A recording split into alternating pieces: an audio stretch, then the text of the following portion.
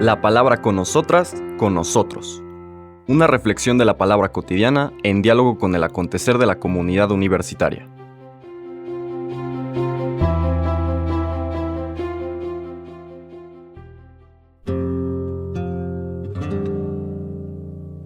Hola, buenos días.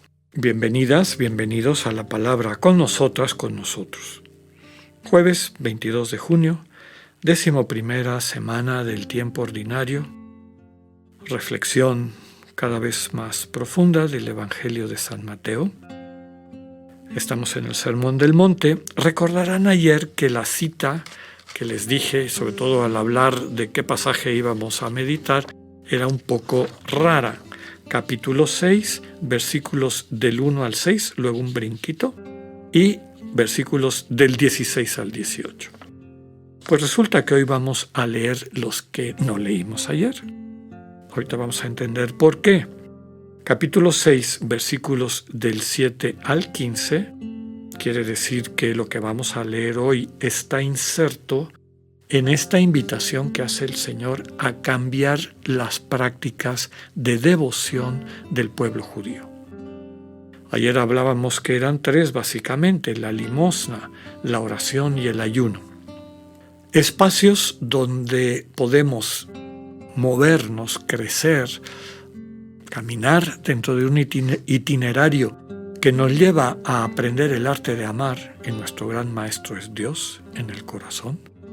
Aprender de Dios el arte de amar, pero eso tiene que ir, o va de la mano, de un debilitar al ego, para que mi identidad como persona, la imagen divina que todas y todos hemos recibido como don en el momento que Dios nos llamó a la existencia, se vaya manifestando cada vez más. Y ayer terminábamos diciendo cómo cuando cambiamos el énfasis de nuestras prácticas devocionales del amor a Dios al amor al ego, si doy limosna para que me aplaudan y exijo que pongan mi nombre en los lugares donde di algún donativo, lo que sea, y que me lo reconozcan, y pues en el fondo es un engaño de mi ego que a través de ese tipo de acciones pseudo religiosas, pseudo devocionales, recuerden que devoción es un sinónimo del amor, en vez de ayudarme a crecer, me va a ir socavando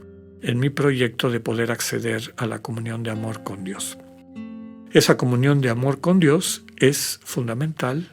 Prácticamente la única forma de alcanzarla es si aprendemos a amar como Dios ama. Y el compromiso de Dios, y eso queda claro cuando asumimos un camino espiritual serio, es decir, le dedicamos tiempo, este proceso nos va llevando a sanar pues, de este parásito del ego y a descubrir cuál es nuestra identidad en Cristo, es decir, nuestra identidad como personas. Por lo tanto, la invitación de todo este segmento es: purifica tus obras religiosas, tus obras de piedad, tus devociones, purifícalas. Ten mucho cuidado que no te esté engañando tu ego para que bajo apariencia de relación con Dios en el fondo lo estás adorando como un ídolo. ¿Se acuerdan de los ejemplos que puso el texto de ayer? Bueno, en medio de todo esto hay un texto que ayer no leímos, lo vamos a leer hoy porque tiene en sí mismo una densidad muy importante. Y estamos hablando de cuando se presenta en el propio Sermón del Monte la oración cristiana por antonomasia, que es el Padre Nuestro, ¿no? Entonces fíjense que es parte de esta invitación a una transformación radical de la práctica religiosa, en particular de la oración. Son los versículos 7 al 15 del capítulo 6 de Mateo. En aquel tiempo Jesús dijo a sus discípulos: Cuando ustedes hagan oración, no hablen mucho como los paganos, que se imaginan que a fuerza de mucho hablar serán escuchados. No los imiten, porque el Padre sabe lo que les hace falta antes de que se lo pidan. Ustedes, pues, oren así: Padre nuestro que estás en el cielo, santificado sea tu nombre. Venga tu reino. Hágase tu voluntad en la tierra como en el cielo. Danos hoy nuestro pan de cada día. Perdona nuestras ofensas, como también nosotros perdonamos a los que nos ofenden. No nos dejes caer en tentación y líbranos del mal. Si ustedes perdonan las faltas a los hombres, también a ustedes los perdonará el Padre Celestial. Pero si ustedes no perdonan a los hombres, tampoco el Padre les perdonará a ustedes sus faltas. Palabra del Señor. Ya me han oído en otras ocasiones la manera como trato de transmitir lo que percibo que es el sentido de este texto. Está dentro de la invitación a que purifiquemos nuestras obras de devoción, limosna, oración, ayuno. Cuando habla de la oración, introduce este tipo de oración, esta manera de orar, esta manera de vincularse con Dios, que en el fondo eso es la oración, la búsqueda de formar una comunión de comunicación recíproca con Dios. Y entonces el Señor empieza por decir: cuando oren, no hablen mucho. No se trata de convencer a Dios, ¿no? De ver cómo doblegas la voluntad de Dios para que haga lo que a ti te parece que es correcto. No se trata de eso. No se trata de convencer a fuerza de mucho hablar, dice el texto. No los imiten. El Padre en el que creemos sabe qué necesitas antes de que se lo pidas. Y luego viene esta frase que es diferente en Mateo y en Lucas. Ambos presentan el Padre Nuestro. Yo creo que la versión de Mateo es muy probablemente la más cercana al original. Mateo dice: ustedes, pues, oren así. Lucas dice: ustedes digan así. Y ahí hay un gran problema. No se trata de repetir una fórmula y de repetirla sabe Dios cuántas veces, porque eso contradiría el inicio, ¿no? No se trata de estar repitiendo, hablando mucho, como los paganos. Por lo tanto, en el fondo del Padre Nuestro está la invitación a un estado interior. Más que una fórmula, y mucho menos una fórmula mágica, una especie de encantamiento que cuando yo lo repite va a producir un resultado mágico, eso no es cristiano, no es evangélico. Es la invitación a un estado. Y cada una de las frases no es una fórmula, es un estado.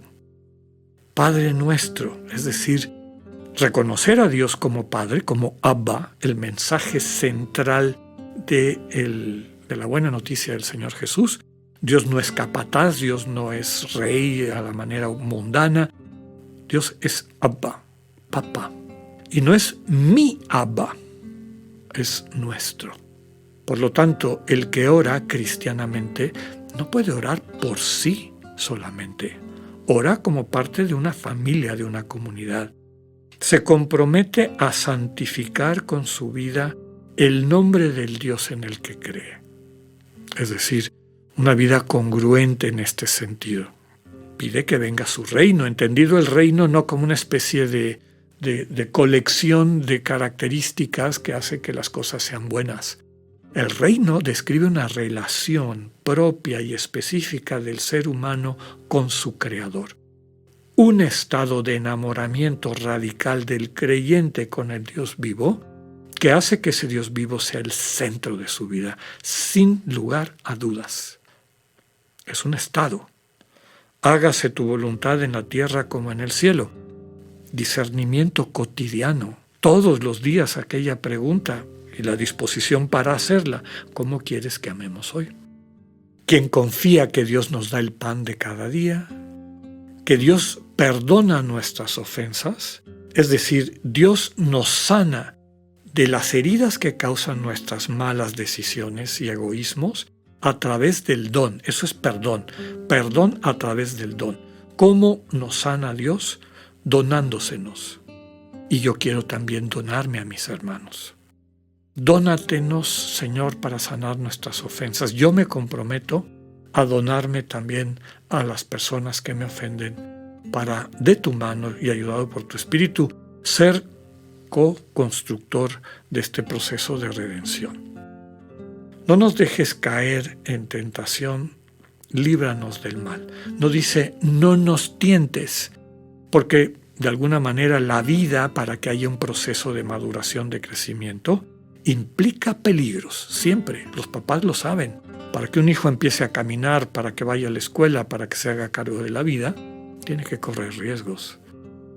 Pero este vínculo con Dios que no se pierda, de tal manera que ante situaciones de riesgo no caigamos en decisiones que terminen destruyéndonos. Pidámosle al Señor la gracia de crecer en este estado, en esta manera de vivir en comunión con Dios que describe de forma tan bella el Padre nuestro. Que tengan un buen día, Dios con ustedes.